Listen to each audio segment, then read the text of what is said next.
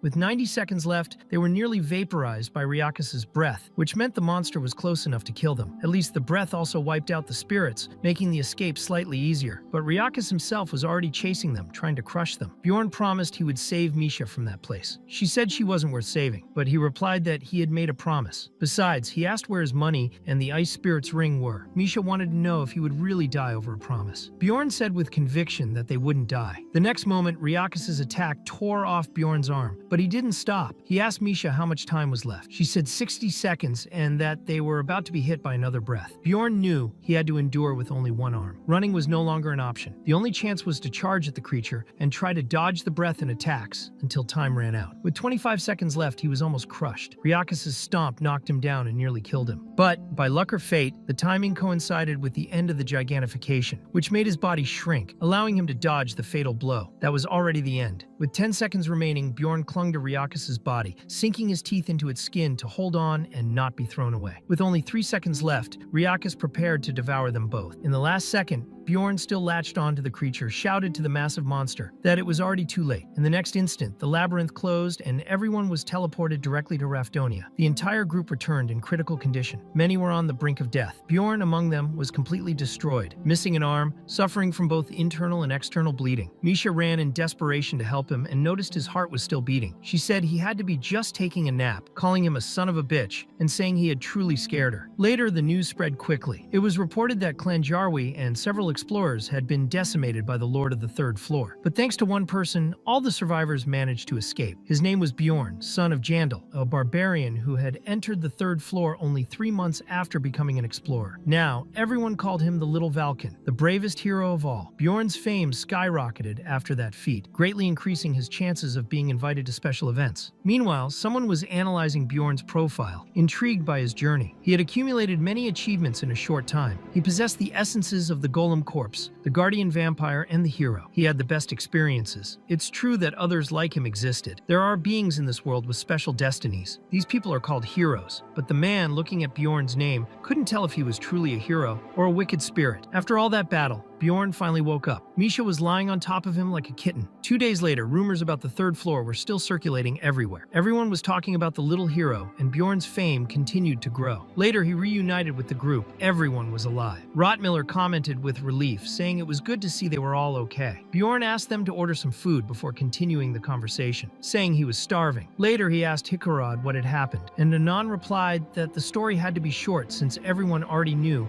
how Rotmiller had gotten injured. After that, they used the Guardian's protectors again to buy time. That allowed them to run to a safe location and treat Rotmiller's wounds. They then tried to find the two who had separated, but were already too far away for Rotmiller to track. On the third day, they encountered that crazy woman, and Hikarad said they escaped through the portal to the 4th floor. They were the only ones who managed to get there. Bjorn assumed they had taken advantage of the portal's entry restriction. The color of the portal that leads to the 4th floor, the Sky Tower, changes regularly. If someone enters right before the color changes, they can block access to those coming behind. However, to do that, they had to climb a 100-floor tower. Once a floor is completed, it doesn't regenerate, which made that path relatively safe. Hikarod commented that staying on the 1st floor doing nothing for 10 days was torture. Bjorn thought to himself that calling that torture was a joke, considering everything he and Misha had gone through. To make things worse, Hikarod said they got lucky and obtained a rare essence right in the first challenge, the essence of a mimic. Hearing that, Bjorn was even more shocked and furious. The mimic was a 7th rank monster, extremely rare, and its essence was valuable. Though not focused on combat, it granted an active skill called Treasure Room, which allowed access to a dimensional pocket. The most important detail was that, upon the first opening, all kinds of items were randomly distributed. Hikarad revealed he got 2 million mana stones, 3 high-grade potions, and 2 numbered items. Bjorn couldn't believe what he was hearing. He wondered how that damn dwarf had such incredible luck. He was so irritated he even bent his utensils, but out of politeness only said, "Congratulations, my friend." Hikarad noticed Bjorn's frustration and asked what had happened to make him feel that way. Bjorn then decided to tell the whole story. After hearing everything, the group was in shock. Rotmiller congratulated Misha for her contract with the spirit beast, but asked what she meant by thanks to Bjorn. Misha answered that without him,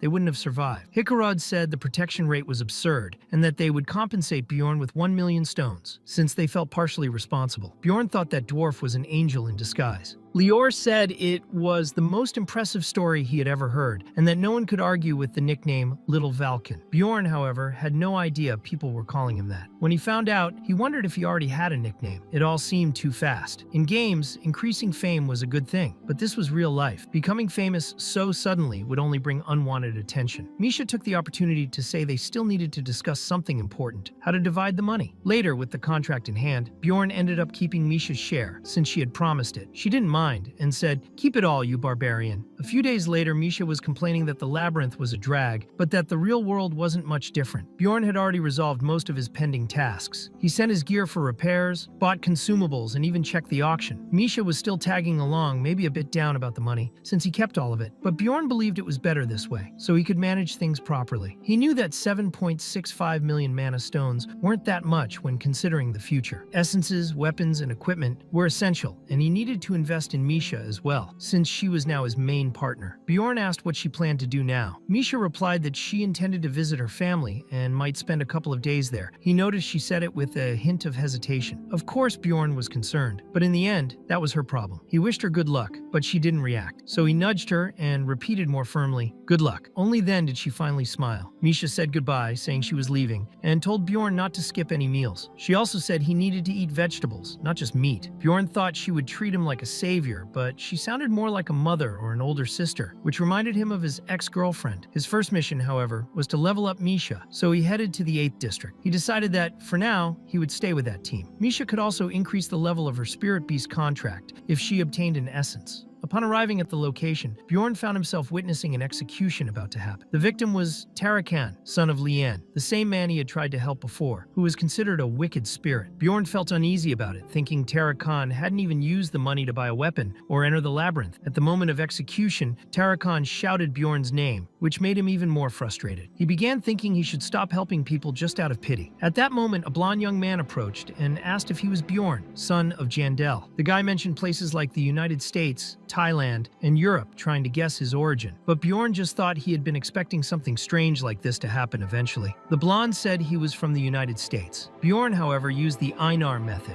and told him to stop saying things he didn't understand. The guy laughed and said he almost fell for it, acknowledging Bjorn's acting skills. He commented that he too ended up there because of Gwaim, that bastard, and that it had taken him 3 years to establish himself in that place, while Bjorn had earned a title in just 3 months. The blonde said everyone there was human, and it no longer mattered where they came from. Bjorn then asked a direct question. He wanted to know if the guy was a wicked spirit. The blonde, somewhat embarrassed, admitted that he was. That's when Bjorn shouted in anger, remembering that the chief of his tribe always said wicked spirits should be killed. As a true barbarian, he never backed down in the face of injustice, so he punched the guy straight in the face. Later, Bjorn was taken to the security agency. One of the guards thanked the little Valken, saying that thanks to him, his brother had returned alive from the labyrinth. Bjorn replied that it was fine, but wanted to know how long he had to stay there. He was annoyed that he hadn't managed to kill the wicked spirit once and for all. Meanwhile, the guards were restraining him, and he insisted that the blonde guy was a wicked spirit and had tried something weird with him. The guard explained that they were still investigating, so he would have to wait a little longer. Another soldier entered with news. The suspect had a token of a wicked spirit hunter. Bjorn was confused and wondered what a wicked spirit hunter was. Then a doctor informed them that the boy was not a wicked spirit. Bjorn, outraged, said the guy had confessed himself and that he wouldn't fall for that. The doctor tried to explain that this sort of thing happened to people who did too many things in a short time. It was part of the system. Bjorn said he didn't understand explanations like that. The guard summed it up by saying that, in the end, everyone had thought Bjorn was the wicked spirit, and the blonde was just an infiltrator trying to catch him. Bjorn was outraged, and later left the agency thinking how strange that world was. He hadn't expected them to know so much about Earth's inhabitants. The blonde boy, for example, knew places like the United States, Thailand, and Europe. Not everyone there was an idiot, after all. Bjorn realized that when the guy tried to say gua, which was actually game in English, everything started to make sense, including the reason Tarikan had been executed. The city was strange and lonely. Sometimes people showed up connected to his past experiences. The more he thought about it, the more absurd that world seemed. At least he had made it out of that mess without any punishments. Sometime later, he received a letter with a pill inside. The letter was sent randomly to people the senders believed to be players. If the person could read the content, it meant they were a player. The message said not to tell anyone about it and to never translate its contents. It explained there was a community where anonymity was guaranteed. Whoever took the pill would join the secret group called Ghost Hunters. At the end of the letter, there was a PS saying the king of Raphidonia was a son of a bitch. Later, in a sector directly affiliated with Raphidonia's royal family, inside the secret security agency, a man asked about Bjorn, who had been beaten. The order was to keep watching Bjorn. The messenger commented that he thought it would be easier to catch him, considering he'd only been in the city for 3 months. But the results spoke for themselves. They had reviewed the footage of the conversation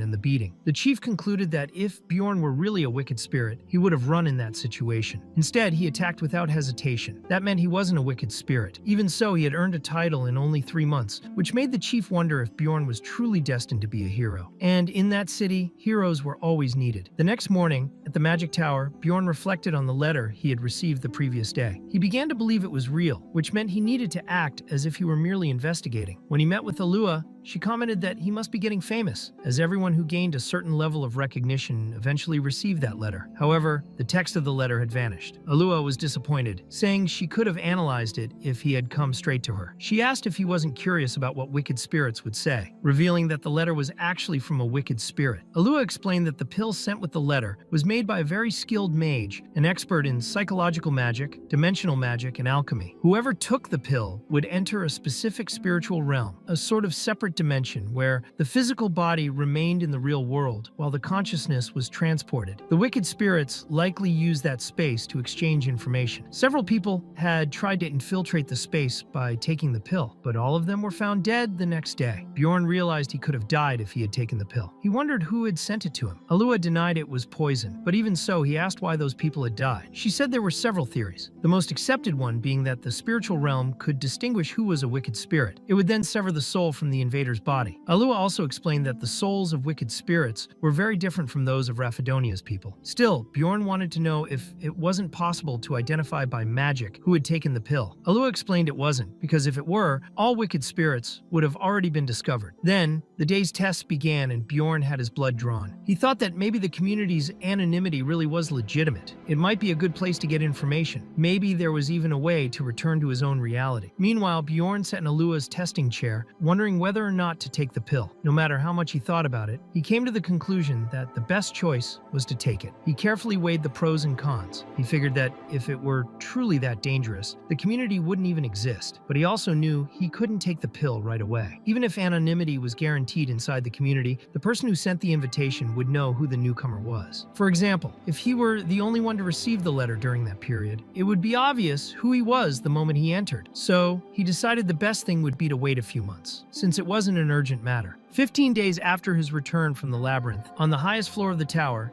inside a research lab, a mage asked the Queen of Souls how the newcomer had done. She replied that he hadn't arrived yet. The mage assumed that meant he wasn't a player. The Queen asked what would be done with the letters that hadn't yet been sent. The mage said they shouldn't wait for him anymore and ordered that all the letters be sent at once. He admitted he had high expectations because he had heard it was him, but realized that for now, it wasn't the time. Later, at a branch of the Explorers Guild, Bjorn was promoted to rank C Explorer. Every day he went about his tasks as if they were homework, which made time pass faster. During this period, he spent mana stones like water, but didn't regret it. He had spent them all on important things. He spent 400,000 stones buying a massive heavy mace and another 510,000 on acid resistance enchantments for his shield and chestplate. At the weapon store alone, that was 910,000 stones. After that, he bought a pair of protective pants from the DL family for another 900,000 stones. The pants had enchantments for auto recovery, shapeshifting, and acid resistance. In total, that was already 1,810,000 stones. Misha grew increasingly concerned with each crystal he spent. She remarked that it must have been hard to find gear that fit him since Bjorn was so big. He then asked if the pants fit her too. Misha replied that she wasn't sure since they were still larger than most, but probably bigger than the ones she used to wear. Later, at the training field, Misha was already adapting to her new elite twin blades, now enhanced with the power of her spirit beast, which she could imbue with ice. And just like that, another 550,000 stones were gone. Bjorn purchased another beast blood consumable for 200,000 stones. In total, he had now spent 1,810,000 on equipment, then another 550,000 on Misha's blades, plus 200,000 on the consumable. And he had also invested 100,000 stones on the level 2 spiritual seal. During the seal application, he experienced excruciating pain. He thought only 10 minutes had passed, but it felt like 20 hours of intense suffering. What surprised him most was that even with his natural resistance, the pain and usual bodily tolerance meant nothing in that moment. The shaman commented that he had never seen someone stay conscious until the end of a sealing ritual, and he asked Bjorn to pick a fortune stick. He said he'd take a look into his future. Bjorn wondered if this was some sort of tarot game. He pulled out a stick, and the shaman asked for his date of birth. Bjorn thought that barbarians usually didn't know such things. The shaman replied sarcastically, saying that of course a barbarian wouldn't know. Then he explained that Bjorn's fate, whether good or bad, was marked by intensity. Everything that others would experience once or twice in a lifetime, Bjorn would face several times. It was the fate of a hero. Bjorn thought that didn't change anything. He'd still do what needed to be done. Later, Misha showed up with a delicious breakfast. After that, Bjorn was ready to undergo the third seal. The shaman was amazed by his speed, saying he had never seen someone move so quickly through that process. Now, Bjorn had 3 paths ahead: the spirit of fire, the spirit of steel, and the spirit of savagery. He chose savagery since it was closest to what he was used to in games. Of course, the pain hit him hard once again, and another 200,000 stones were spent. With the spirit of savagery, Bjorn gained a considerable boost to his base threat level. He could now use a skill called Savage Burst, which tripled his threat level and temporarily enhanced his physical stats. It was the perfect ability for someone like him, a warrior focused on presence and impact in combat. If he combined that with his gigantic mantification skill, the threat level would increase even more. Bjorn thought he never expected to come this far in just 3 months. The shaman dismissed him, but added one last warning. He had forgotten to mention something important about Bjorn's destiny. He told him to be careful around people filled with hatred, because Bjorn seemed to attract those kinds of individuals. As he left, Bjorn thought he had now reached level 3 of the seal. Only one thing remained. Suddenly, Einar appeared hiding behind some bushes. She said she was just there quickly and couldn't be seen. She had heard from the elder that Bjorn had received the title Little Vulcan, and that was great. She wanted to hear the full story. Then she asked if he was really in a party with Ricor Rod. That relieved her, since she was worried he might be alone. Bjorn noticed she was very skinny and asked if she was starving. Einar explained no, she was just condensing her muscles, though she didn't fully understand what that meant. It was something her master was making her do. Then her master called her, and Einar replied she had to go. She thanked him for sharing everything and asked him to visit her again. She said it was fine, she just needed to double her training. Almost forgetting, she added that she was really happy with Bjorn's progress, and that he seemed to be doing very well. She commented that before he had been driven by a survival instinct, which wasn't bad, but now he seemed calmer and more disciplined. Master Danar called her again, and Bjorn wondered if maybe he really was calmer now. Later in the librarian herself commented that he was becoming famous. Bjorn wasn't sure if she was actually talking to him. She said it seemed like it, and changed the subject. He reflected that